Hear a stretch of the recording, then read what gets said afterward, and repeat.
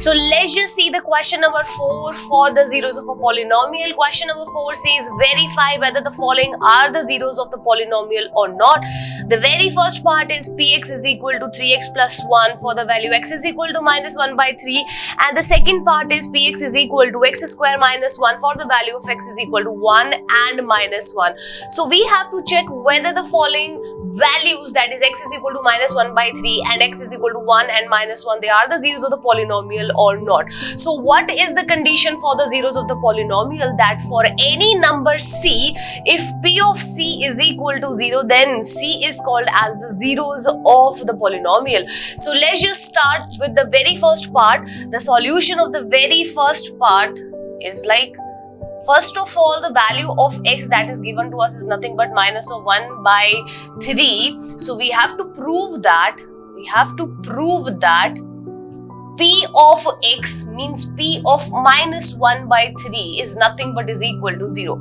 We have to prove that p of minus 1 by 3 is nothing but is equal to 0. So if this condition satisfies, it definitely means that x is equal to minus 1 by 3 is the zero of this polynomial, else not. So let's just substitute the value x is equal to minus 1 by 3 in the given polynomial function.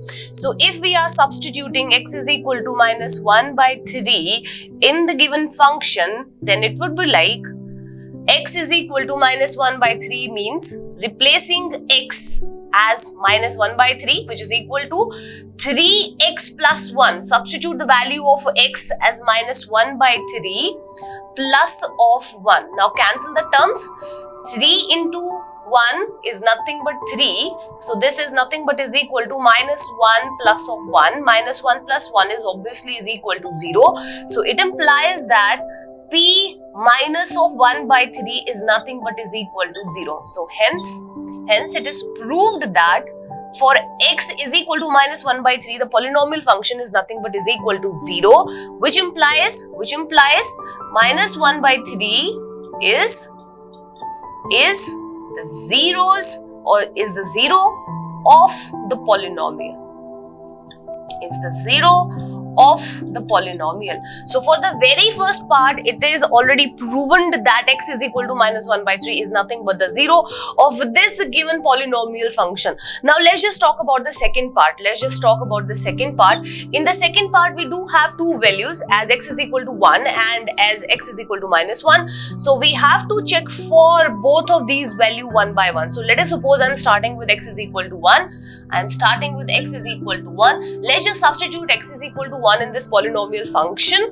So let us suppose I'm substituting x as 1 in the function. So it would be like p of 1, which is equal to x square. So in place of x, we have to put the value 1. So it is 1 whole square minus of 1.